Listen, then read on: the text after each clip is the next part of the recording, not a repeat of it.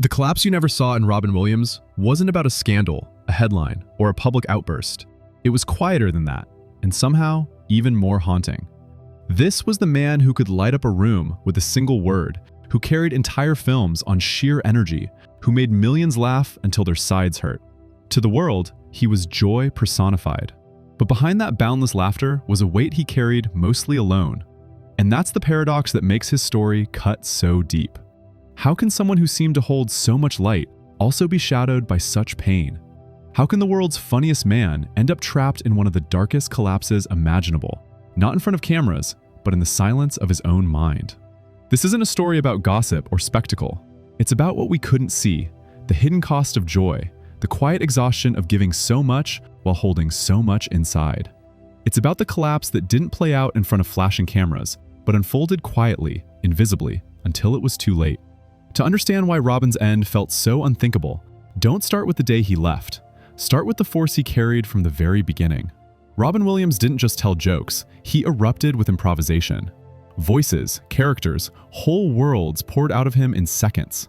On stage and on screen, he became whatever the moment needed: a genie, a teacher, a doctor, a nanny, a friend. He didn't only make people laugh, he reminded them that joy can appear from the most unexpected corners. But hidden within that brilliance was a paradox. The clown who makes others laugh often carries the heaviest weight inside. Psychologists call this the clown paradox, the idea that those who give the most joy may be hiding the deepest pain. Robin seemed to embody this truth more than anyone. His laughter was real, but it was also a shield. Behind the manic brilliance, there was exhaustion. Behind the endless characters, there was a man who sometimes struggled simply to be himself. The philosopher Friedrich Nietzsche once wrote that we have art so that we do not die of the truth. For Robin, comedy was that art. It gave him a way to mask the truths he didn't always want the world to see. It didn't erase the suffering, but it allowed him to dance around it, to delay it, to disguise it with a punchline. Every joke was a spark of joy for the world, but it also carried within it a hidden cost, the effort of holding back the darker parts of himself.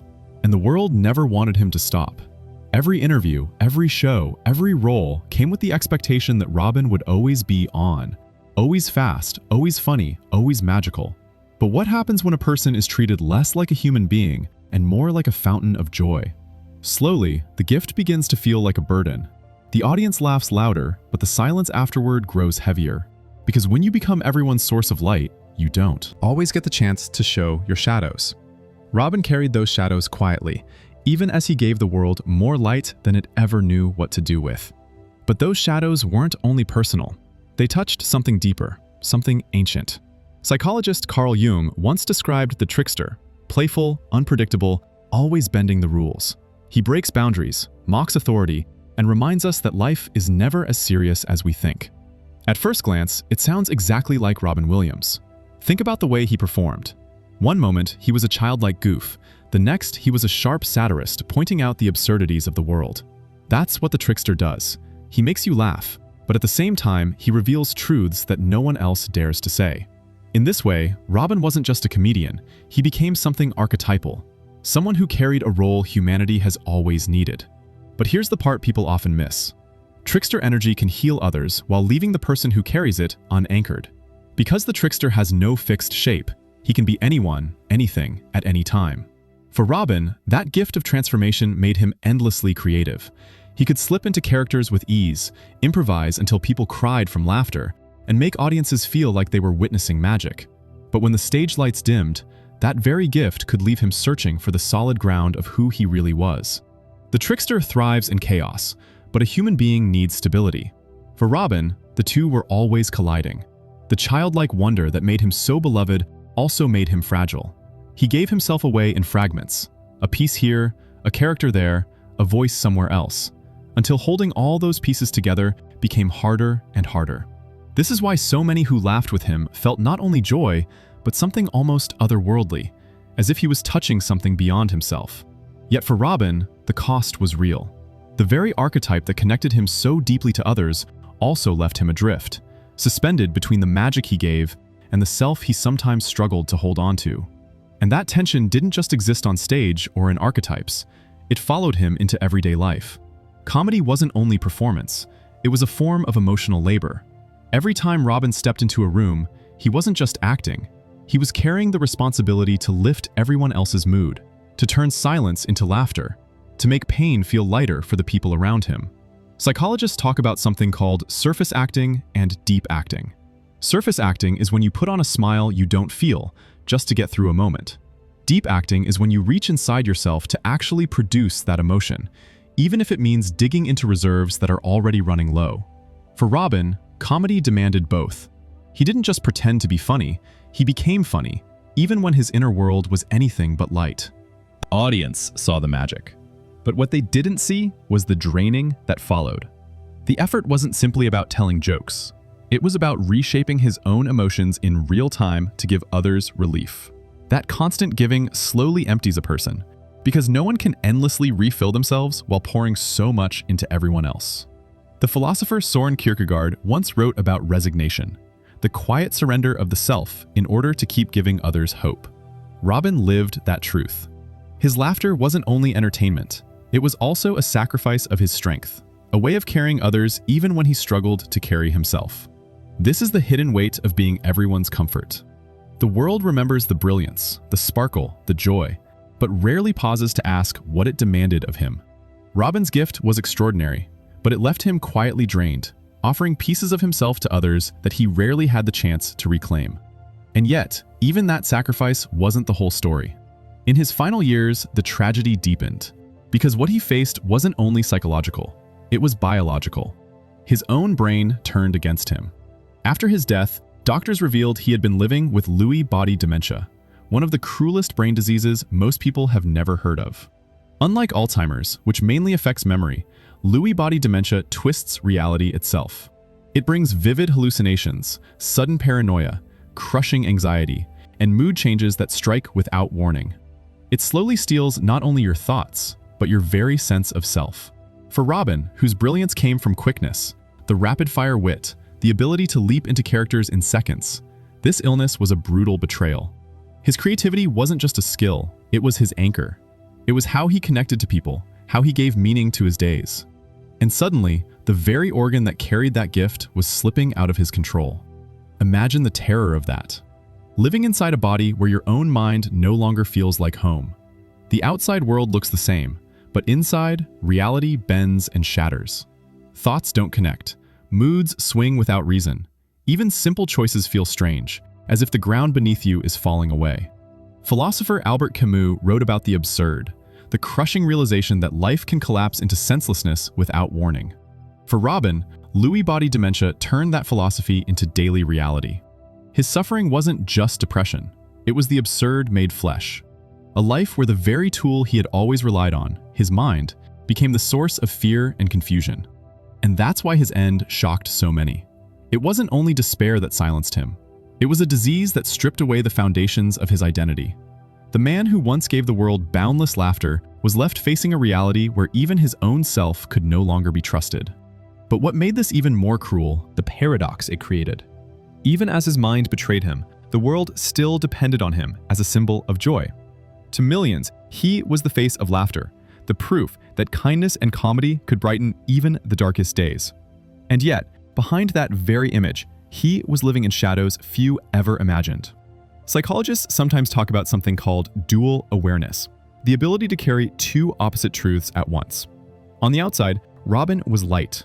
On the inside, he was sinking. He could walk into a room and lift every spirit, only to return home and sit with a pain no one else could reach. That's the heartbreak of dual awareness. The same person can heal others and yet be unable to heal himself. This paradox isn't unique to Robin, but in him it became almost unbearable. Society is quick to assume that smiling people are safe people. If someone makes us laugh, we prefer to believe they are fine, because it allows us to enjoy their gift without asking what it costs them. Sometimes it's not deception that blinds us, but comfort. We cling to the glow and refuse to question what burns beneath it. Robin embodied that contradiction so completely that it almost disappeared into the background. His generosity of spirit convinced the world that he was untouchable, when in truth, he was fragile. And that's what makes his story so haunting. Not that he tricked us, but that we were willing to accept the laughter while ignoring the silence. And in the end, it was that silence that marked his collapse. Unlike the loud breakdowns we've seen in other celebrities, Robin's final chapter wasn't performed under flashing cameras or splashed across tabloid covers. It slipped in quietly, almost invisibly, the kind of collapse you can miss even when you're standing nearby. In his last days, there were no viral images, no chaotic scenes for the world to dissect. There was only quiet. A quiet made heavier because it belonged to someone whose life had always been so full of sound, so full of laughter. That sudden stillness was its own kind of shock. The man who once seemed boundless in energy was now unbearably still. And that's what makes his ending so hard to comprehend. We expect collapse to roar, to leave obvious signs: anger, headlines, chaos. But sometimes collapse is what happens when the fight drags on too long, when exhaustion no longer announces itself, but settles in silence. It isn't always the storm that breaks a life. Sometimes it's the calm afterward. Philosophers remind us that the hardest tragedies aren't the ones that erupt, but the ones that arrive wordlessly, giving us no time to prepare. Robin's passing was that kind of tragedy. Not spectacle, but the quiet unraveling of someone who had given more than he could carry, while the world never saw the cost. And maybe that's why his loss felt so unthinkable. Not because he hid perfectly, but because we weren't ready to believe that someone who gave us so much joy could disappear without a sound. His collapse was not chaos. It was silence. And that silence still lingers. And from that silence, a harder question emerges. What do we do with it?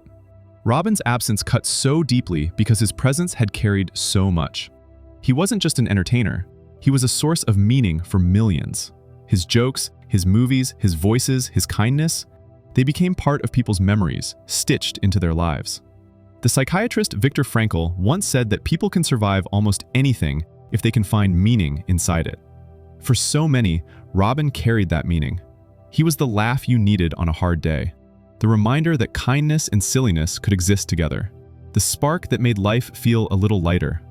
But the cruel truth is that giving meaning to others doesn't guarantee you can always find enough to sustain yourself. For Robin, the illness that attacked his brain made that search almost impossible. And yet, his story still leaves us with something powerful. It urges us to look closer at the people in our lives, especially the ones who seem the happiest, the funniest, the strongest. Because sometimes, the ones who carry everyone else's weight are the ones weighed down the most. Laughter and despair are not opposites. Often, they share the same space in a single heart. Robin's life asks us to be braver with empathy, to not stop at the smile, to not assume the person who makes us laugh is unbreakable.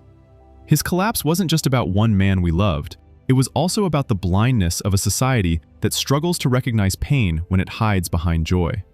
So maybe the meaning left behind is this: to listen more deeply, to look more carefully, to treat laughter not just as entertainment, but as a fragile gift.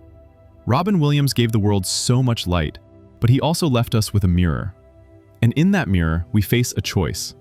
Will we keep enjoying the performance, or will we dare to see the person behind it? Because in the end, that's what his story reminds us. Even the brightest laughter can rise out of the darkest places. Robin's life was a gift, but also a reminder that empathy matters more than applause. If this story made you pause, share your reflections below. And if you'd like to keep exploring the truths we often overlook, subscribe and turn on notifications to stay with us. Because sometimes, the stories we avoid are the ones that teach us the most.